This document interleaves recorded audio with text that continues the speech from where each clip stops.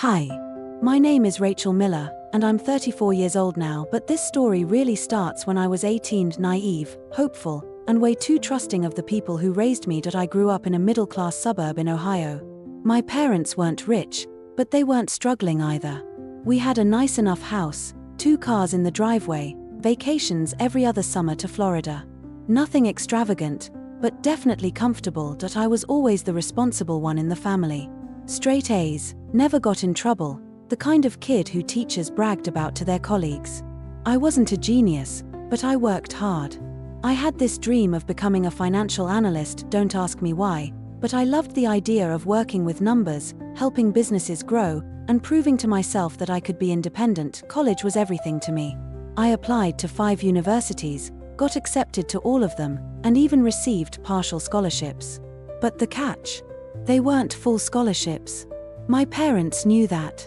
And I remember sitting at the dinner table the night I got my acceptance letter to Ohio State, my first choice, feeling so proud, my heart practically glowing. I'll never forget the look on my mom's face.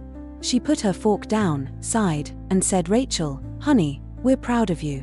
But you know we can't afford the tuition. It's just too much money. Maybe you should consider community college for now." Community college. Don't get me wrong, there's nothing wrong with community college. But for me, it felt like a crushing blow. I had worked so hard, dreamed so big, and suddenly the people who were supposed to support me were shutting the door in my face. I tried to reason with them. I got scholarships. I can apply for financial aid. I can even work part-time. Please, I don't want to give up this opportunity. My dad shook his head and said, "Sweetheart, it's not just tuition. It's housing, books, meals, everything. We just don't have the money." I cried that night in my room, staring at the acceptance letter that suddenly felt like a cruel joke. But here's the thing that still makes my blood boil. Even now, 2 months later, they invested $30,000 into my older brother Daniel's new business idea. $30,000. It was a small gym. He had this dream of creating a fitness brand. And my parents, they jumped at the chance to support him. They were bragging to neighbors, "Our son's an entrepreneur. We're helping him chase his dream." Meanwhile, my dream was crumbling right in front of me. I confronted them about it. I remember standing in the kitchen, my voice shaking, my hands clenched so tight that my nails dug into my palms. "Wait, you told me you couldn't afford my tuition. But you gave Daniel 30 grand. Are you kidding me?" My mom wouldn't even look me in the eye. She just kept wiping down the counter. My dad said, in that calm, patronizing tone of his, "Rachel, college is a gamble. You might not even finish. At least with Daniel, we know he's building something real. This is an investment." An investment. I wanted to scream. I wanted to tear that kitchen apart. Instead, I stormed upstairs, slammed my bedroom door, and sobbed until my eyes swelled shut. That night, I made myself a promise. If they weren't going to invest in me, I would invest in myself. So I went to community college. I worked 2 part-time jobs, one at a bookstore and another at a diner, just to cover tuition and books. I studied late into the night, drank more coffee than any human should, and somehow managed to graduate with honors. I applied for internships, clawed my way into a financial firm, and slowly started climbing the ladder. But through all those years, every family gathering, every phone call, I had to hear about Daniel's gym, how it was taking off. How the community loves it. How your brother is going to be the next big thing. And every time, I smiled politely, but inside, a fire was burning. Because here's the truth they never wanted to admit: Daniel wasn't working hard. He wasn't a visionary. He was coasting on their money, and deep down, I knew it was only a matter of time before reality caught up with him. I just never imagined how sweet that moment would be. By the time I was 25, I had worked my way into a junior analyst role at a mid-sized investment firm in Columbus. It wasn't glamorous. My days were long, my bosses were demanding, and sometimes I felt like I was just another cog in the machine. But I was learning. Every spreadsheet, every late-night market report, every frustrating client call, it was building me into someone sharp, resilient, and ready for more. Meanwhile, Daniel's gym was the crown jewel of our family conversations. "Your brother just signed a new lease for another location." My mom would gush over Sunday dinner. "Daniel's business is booming. You should be proud," my dad would add, carving his roast beef like he was narrating a commercial for family success, and I would sit there, pushing peas around my plate, biting my tongue until it practically bled. But I noticed something. Every time I went home, Daniel looked different.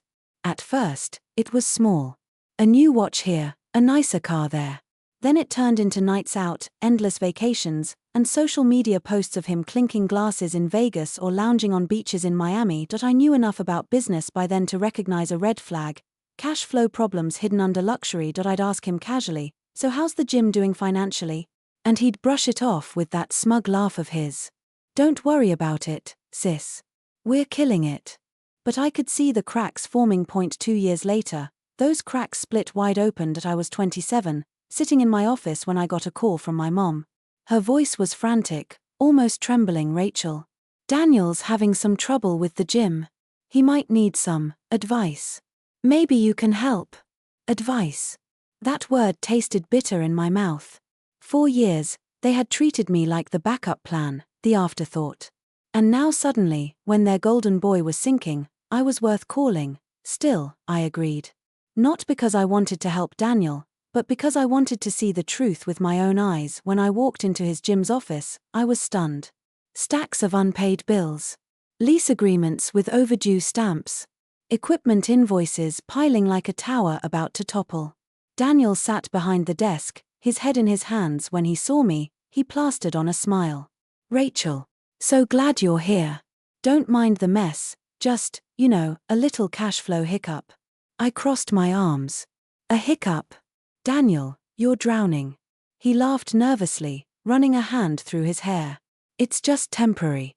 I'm planning a big expansion, and once that kicks off, we'll be fine." But I saw it plain as day. He was in way over his head. He had no strategy, no budgeting, no discipline. He was living off loans, credit, and my parents' endless support. That night, I went home furious. I couldn't sleep. I kept replaying my parents' words from years ago: "We can't afford your tuition." Yet here they were, still funneling money into Daniel's sinking ship. I decided right then that I wouldn't say a word. I wouldn't try to stop it. I'd just keep working, keep saving, keep climbing, and I did. By the time I was 30, I had built a reputation at my firm. I was no longer the junior analyst. I was the woman who could walk into a boardroom and see through the fluff, the excuses, the smoke and mirrors. And Daniel? His empire was collapsing. One by one, his gyms closed. Equipment repossessed. Employees unpaid. By 31, he was desperate. He tried to sell, but no one was biting. His brand name was toxic, his books were a disaster, and everyone in the industry knew it. Everyone, except my parents. They still clung to hope, still called me begging to help your brother out. But I stayed silent. Cold. Calculated, because I was waiting. And when the opportunity finally came, when Daniel's gym brand went up for sale at a laughable price, I didn't hesitate. I became the investor who bought it. The look on Daniel's face when he found out? That was the beginning of my revenge. I'll never forget the day the papers went through. It was a rainy Tuesday morning, grey skies hanging low, the kind of weather that usually makes me feel sluggish. But that day, I felt electric. My signature was still drying on the contract as I sat in the conference room with 2 other silent investors, faces Daniel would never recognize. They weren't family, they weren't friends. They were shields, because Daniel had no idea that behind them, I was the one pulling the strings. The gym brand that my parents had poured thousands into, the dream my brother had flaunted in front of me for a decade, was now mine. Purchased at a fraction of what they had originally invested. When I walked out of that building, the rain had eased into a mist. I remember looking up at the cloudy sky and smiling for the first time in years. This wasn't just business. It was poetic justice. The news spread fast. Daniel came storming into my apartment 2 nights later, pounding on the door so hard my neighbor peeked out from across the hall. I opened it slowly, already knowing what was coming. His face was red, his hair wild, his voice a mix of anger and desperation. "You," he spat. "You're the one who bought it. After everything I built. After everything Mom and Dad did to help me. You."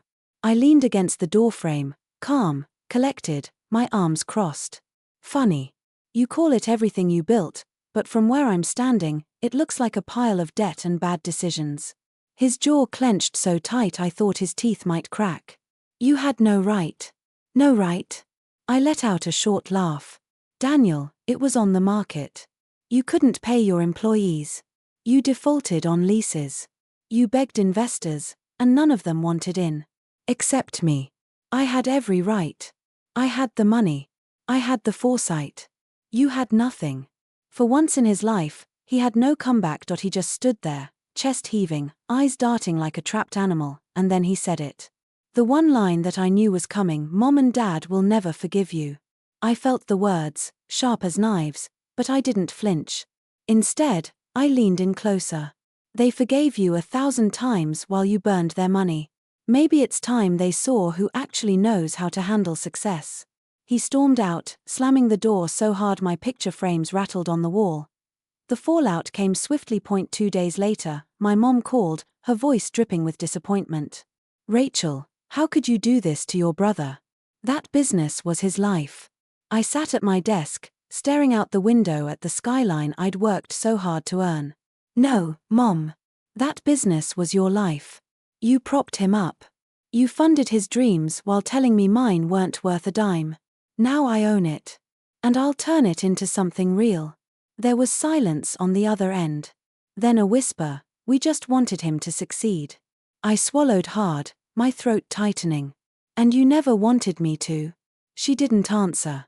She just sighed, the kind of sigh that carries both guilt and stubborn pride. When I hung up, my hands were trembling, but not from sadness. From power.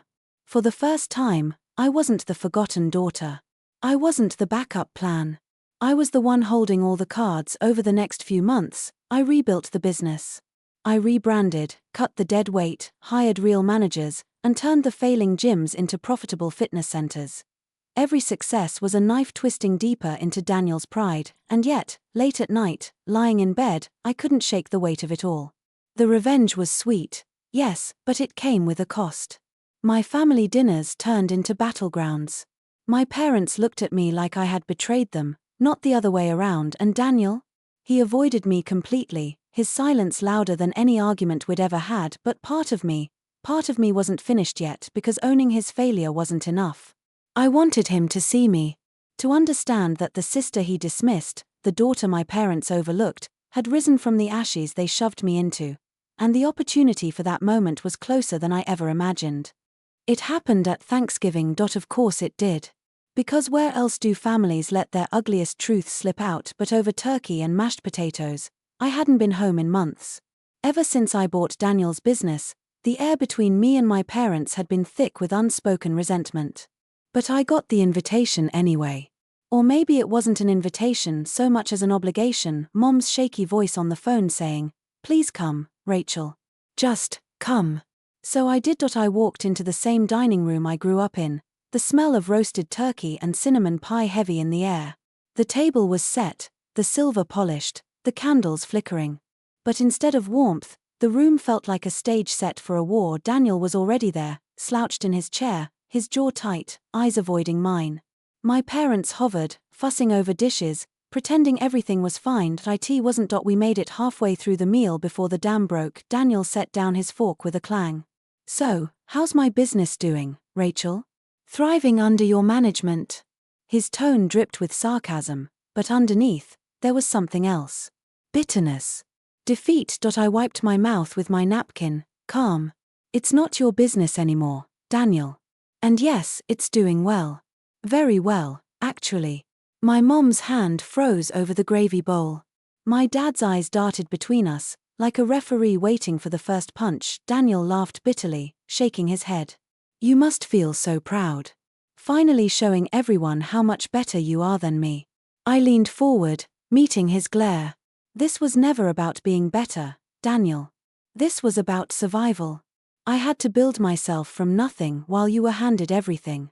And when you wasted it, I took the pieces and turned them into something real." My dad slammed his hand on the table. "Enough. You two sound like children."